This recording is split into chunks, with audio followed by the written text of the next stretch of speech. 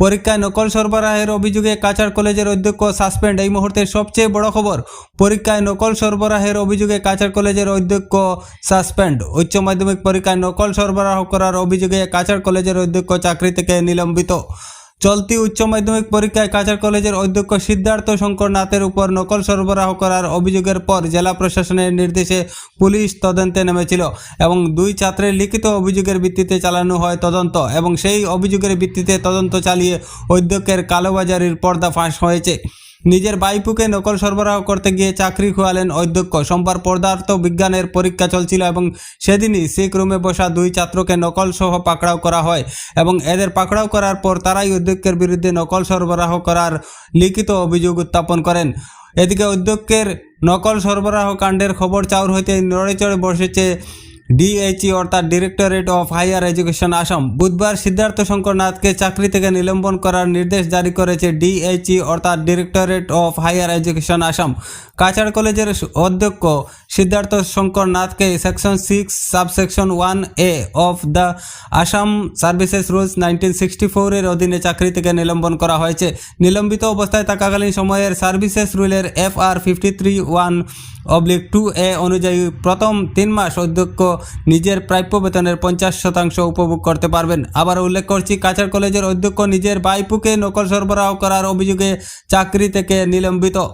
উল্লেখ্য, গত সোমবার পরীক্ষা চলাকালীন নকল সহ হাতে নাতে ধরা হয়েছিল দুই পরীক্ষার্থী।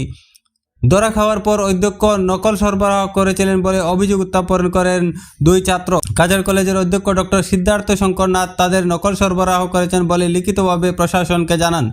জানা যায়, অধ্যক্ষের পাশের রুমে সিক রুম নির্ধারিত করা হয়েছিল আর ওই সিক রুমে পরীক্ষায় বসেছিল দুই ছাত্র। তাদের মধ্যে একজন অধ্যক্ষ ডক্টর সিদ্ধার্থ শঙ্কর নাথের বাইপু এবং পরীক্ষায় এক্সটার্নাল অফিসারের হাতে নকল সহ হাতে নাতে ধরা খাওয়ার পর তাদের হাতে নকল তুলে দিয়েছেন অধ্যক্ষ বলে জানান দুই ছাত্র। ঘটনার খবর চাউর হতেই তীব্র চাঞ্চল্য দেখা দেয় রাজ্য জুড়ে। বিভিন্ন ছাত্র সংগঠনের পক্ষ থেকে শিক্ষামন্ত্রী সহ ঊর্ধ্বতন কর্তৃপক্ষকে বিষয়টি অবগত করানো হয়। এরপর নড়েচড়ে বসেছে directorate of higher education Assam. বুধবার এক নির্দেশ জারি করে ডিএইচই অর্থাৎ directorate of higher education Assam এবং এই নির্দেশ অনুযায়ী জানা গিয়েছে কাছাড় কলেজের অধ্যক্ষ সিদ্ধার্থ শঙ্কর নাথকে নিলম্বন করা হয়েছে। এদিকে বিগত 2022 সালের সেপ্টেম্বর মাসেও অধ্যক্ষের বিরুদ্ধে পরীক্ষায় কারচুপির অভিযোগ উত্থাপন হয়। এরপর অধ্যক্ষকে জেলা প্রশাসনের নির্দেশে গ্রেপ্তার করেছিল কাছাড় পুলিশ। এরপর কলেজ চত্বরে উত্তেজনা বিরাজ করে। অধ্যক্ষের বিরুদ্ধে সরব হয়েছিলেন একাংশ শিক্ষক ও ছাত্ররা এবং অধ্যক্ষ সিদ্ধার্থ শঙ্কর নাথ কয়েকজন ছাত্রকে কুলে নিয়ে কলেজ চত্বরে উত্তেজনা সৃষ্টি করার চেষ্টা করেছিলেন।